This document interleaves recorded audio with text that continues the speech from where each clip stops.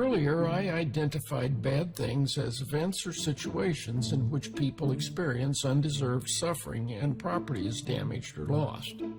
While we tend to emphasize the "why does God allow bad things" angle, I think we should focus more attention on why creatures cause so much of it. Well, Adam and Eve did not invent rebellion, but picked it up from someone else.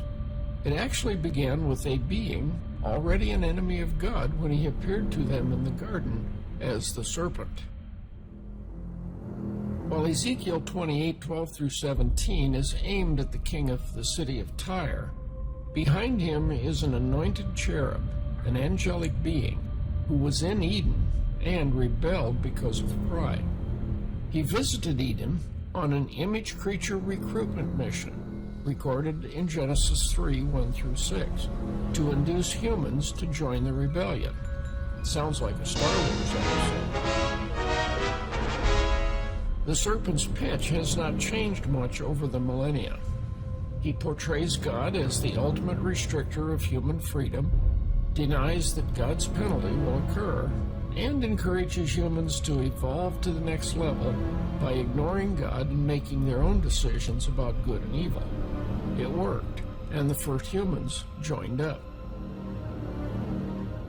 In Revelation 12:9, we are told that the serpent is also known as the dragon, the devil, and Satan, and that other angels have joined his posse. Elsewhere, Scripture tells us that he holds a good deal of influence over the entire world, promoting fleshly lusts within the course of this world, and schemes and projects promoted through an organization of rulers, authorities, cosmic powers, and spiritual forces of wickedness. He employs groundless accusations, and many humans have been captured by him to aid in his agenda, including some working within the structures of religious leadership. His influence has prompted people to make some bad choices. He moved David to take a military census, which even Joab thought was a bad idea. Peter rebuked Jesus for differing with the rabbis' views of the Messiah's mission, and Ananias and Sapphira sought praise for giving all proceeds from a sale of land when they actually only gave a portion. Consistent characteristics that identify his influence are hatred, murder, and lies, as well as bitter jealousy, selfish ambition, disorder, and every vile practice. The good news is that the first and foremost element of the promised Messiah's mission was to deal the serpent a lethal blow, and this he did by binding him, evidenced by casting out demons, so that Gentiles would no longer need to be deceived, as the gospel message was sent out to all nations. By his death for sin, burial, and resurrection, Jesus potentially freed Satan's captives by destroying his fear of death power and destroyed his works. Now to the bad things caused by humans, which come in two basic categories. There are bad things that occur intentionally, as individuals choose to commit crimes against other people and their property, such as murder, assault, theft, rape, extortion, and so on. Nations intentionally choose to do evil things to other nations, wars of aggression to gain territory, resources, and control more people. Nations may enslave foreign people to provide cheap labor, and evil rulers may oppress their own people for various reasons. There are bad things that occur unintentionally, like accidents and damage resulting from human carelessness or miscalculation. Most drunk drivers do not intend to get into wrecks with other drivers or knock over mailboxes, but when they choose to drink or take drugs that impair their ability and then drive, they are responsible for mishandling their vehicle and causing damage. Sometimes bad things happen to people who did nothing to deserve or cause them, but they are simply victims of circumstances beyond their control, or someone else's carelessness or evil intentions. Job's friends thought the cosmic moral order was very cut and dried. The righteous are blessed, and the unrighteous suffer. Thus, if life is smooth and problem-free, then you're righteous and blessed. On the other hand, if you encounter problems, as was happening to Job, then something is wrong with your life. God is trying to tell you something, or God is punishing you for something. Sometimes God does bring judgment, and sometimes trouble does come as a result of things wrong in our lives. However, on this one, Job's friends were wrong, for those first 2 chapters tell us that Job's problems were not the results of Job's bad choices, nor were they punishments sent by God upon an unrighteous man. But Satan was divinely allowed to assault a righteous man to demonstrate that his faith in God was not based on selfish expedience. Solomon saw that righteous people sometimes get what the unrighteous deserve, and the unrighteous sometimes get what the righteous deserve. Jesus said that the men Herod killed when they came to offer sacrifices, and others killed in a construction accident, were not being punished by God for some particular sin, nor was blindness a divine punishment on a particular man or his parents, as his disciples assumed. Accidents and bad things, just like which farmers get the sun, rain, and fruitful seasons, are not a dependable key for identifying the righteous and the unrighteous. Bad things can happen to relatively good people, and as Asaph and Jeremiah struggled with, sometimes the unrighteous seem to be living the untroubled good life. Could biblical history have unfolded differently if humans had made better choices? Certainly, and God encouraged them in that direction. But the Bible is telling us how it did unfold.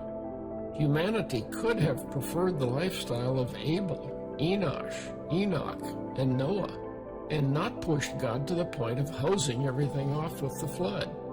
But Cain's way was easier. Moses could have returned to Egypt willingly, without the excuses and grumbling. Pharaoh could have listened to his magicians and let the Israelites go sooner, sparing Egypt all or most of the damage done by the plagues. Israel could have followed Moses willingly, embraced the Sinai covenant, entered Canaan right away, rejected the Canaanite gods and the monarchy systems of their neighbors, enjoyed fantastic material blessings, avoided conquest and exile by Assyria and Neo-Babylon, and been a light shining to surrounding nations, attracting them to their God and the coming Messiah. Judaism could have adhered more to Scripture and not developed mountains of speculative theology and divided into denominations, and Christianity could have learned from those mistakes and not repeated them. But Bible and church history record what did happen. So most of the bad things that occurred were not God's fault, but should be traced to the roles played by the serpent and God's image creatures deceived by him.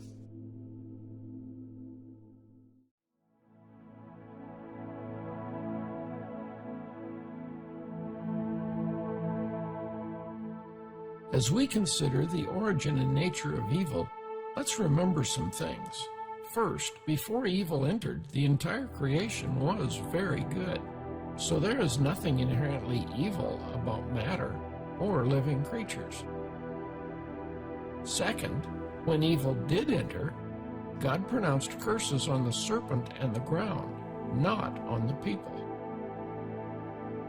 After the first sin, humans were still very capable of and responsible for choosing the path they walk in life. In Genesis 4, Abel was not a totally depraved enemy of God, but a man who gave God his best and pleased him. On the other hand, his brother Cain had a serious attitude problem, and God tried to counsel him that if he did what was right, his attitude would improve and he would be accepted. But if not, sin was crouching at the door and wanted to assault him, but he must rule over it. He didn't listen and soon killed his brother. But notice that God considered sin something that Cain could master, if he would. He was not automatically its slave or helpless victim. Remember that after righteous Abel, we find others who were also not totally depraved enemies of God. For Enosh and others called on the Lord. Enoch walked with God, and Noah found favor, was righteous and blameless, and walked with God. And later, we will encounter Abraham, who was righteous by faith and God's friend. Then there was Job, blameless, upright, fearing God and turning away from evil. Moses, Joshua, Ezra, and Zacharias and Elizabeth, who were righteous in the sight of God and walking blamelessly. In Ezekiel 18, it is emphasized that guilt is not inherited by descendants, for the soul that sins will die. Then, 3 generations are summarized to show the choices that each makes as to the path they will walk in life. In Romans 2, Paul identified 2 major spiritual options for humans, the basis for God's judgment of human deeds. They either are seeking glory, honor, and immortality, or selfish ambition and disobedience. He even noted that Gentiles could instinctively do the things of the law. We tend to focus on the wrong things. We look at the externals and the appearance, while God looks at the heart. For it is the inner person, the heart and mind, that really drives human behavior. As Francis Schaeffer said, there is a flow to history and culture. This flow is rooted in what people think, because what people think determines how they will act. Our actions are determined by what is in our heart and mind. Jesus said that that is where evil originates. But what comes out of the mouth proceeds from the heart, and this defiles a person. For out of the heart come evil thoughts, murder, adultery, sexual immorality, theft, false witness, slander. These are what defile a person. The key to understanding what people do is in where their heart is set, for it is from the heart that virtue or sin spring forth. This is a repeated lesson from the Israelite monarchy era. Israel rejected Yahweh as their king for an earthly monarchy because of their inward desire to be like their pagan neighbors. While demonstrated in different ways, Saul's underlying problem was foolishness. David's problem was the lust of the eyes. Like his father, Solomon loved many women. In fact, we are told several times that the key to the behavior of kings and other men of influence, and I think it's true for us as well, is where they set their heart. The few reformer kings and Ezra were good men because they set their heart to do good, while others were evil because they did not set their heart to do what is right. There are many in modern evangelicalism who sound like sin is mandatory. Ever heard, well, we're all going to sin all the time? Why do we hear that line rather than passages like, enter by the narrow gate, consider yourself dead to sin, don't let sin reign in your body? It is not okay to keep sinning because we are under grace. Those continuing in these things will not enter the kingdom. Strive to enter that rest, and don't grow weary in your struggle against sin. And there are more passages like this.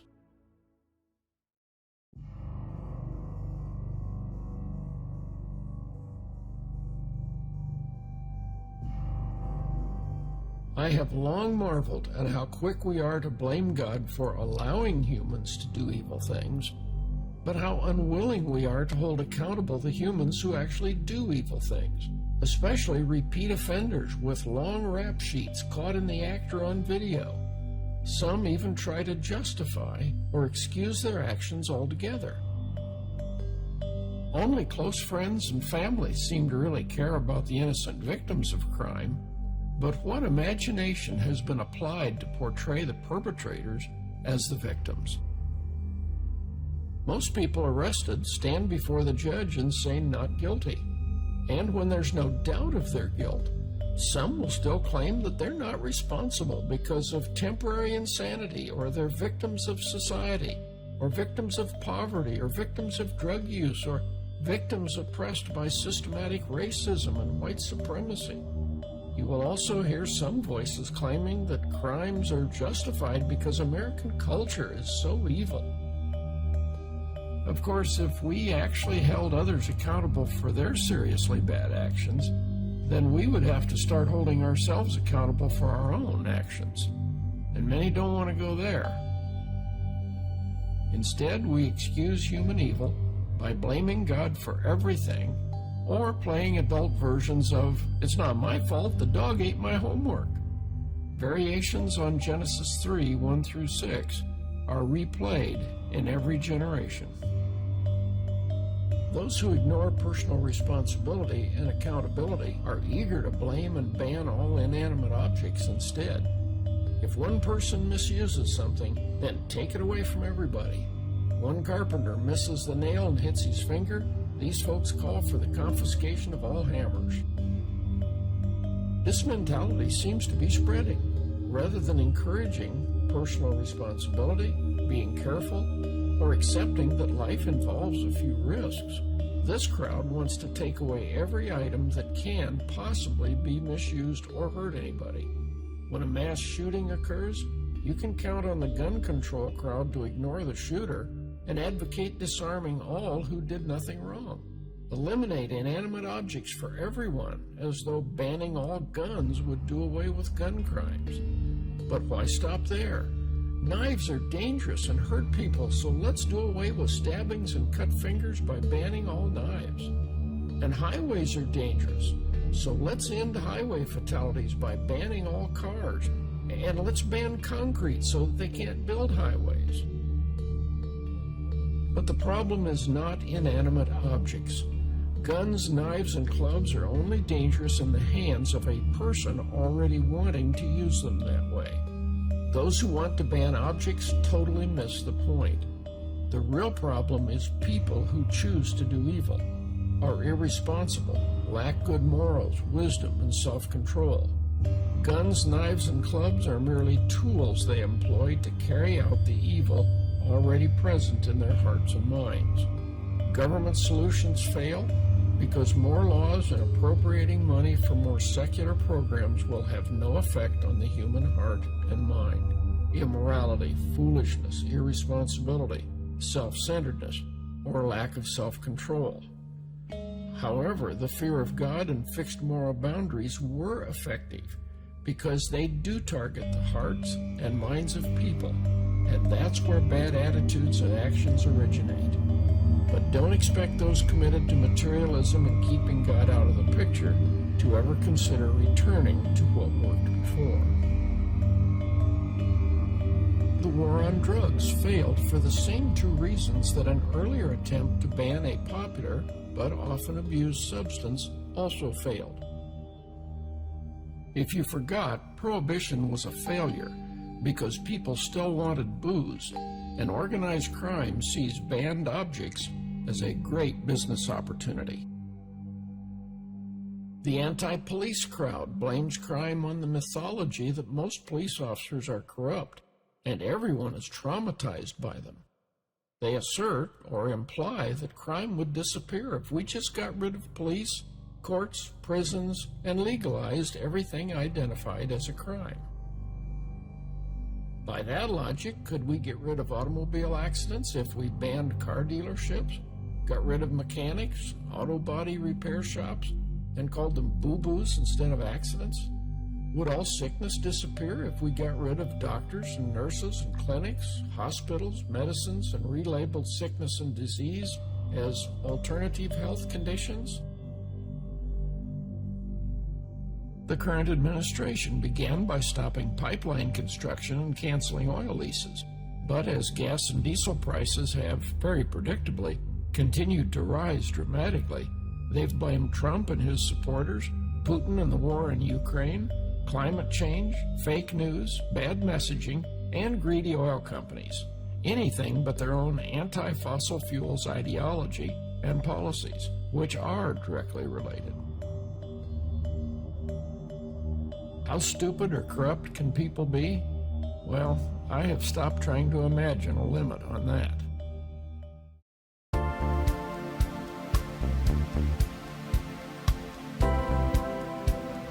So, why do bad things happen? Well, there are several reasons. First, God is not micromanaging everything, but He's granted His image creatures a measure of free will and limited independence. Unfortunately, many do not learn to use it wisely. Our carelessness, selfishness, short-sightedness, and meanness cause a lot of bad things to happen. Second, there is still a spiritual adversary who skillfully promotes bad ideas and values. But don't think red suit and pitchfork. More likely, we're talking business casual, a PhD, and a briefcase. The pitch will still be a variation on Genesis 3:1-6. All of this God stuff limits human freedom and progress. There won't be any judgment or penalty, so forget God and evolve to the next level by making your own decisions about good and evil. Third, since misused human freedom often spills over into the lives of others, how can the rest of us avoid becoming victims of the bad choices or carelessness of others? Well, keep your eyes open, learn from your mistakes and from the mistakes of others, and seek wisdom so as to better understand what's going on around you.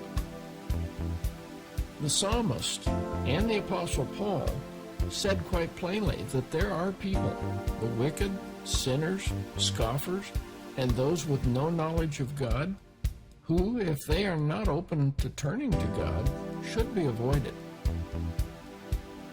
On the positive side, Proverbs and Ecclesiastes offer a lot of timeless wisdom about how to find the best course through this life.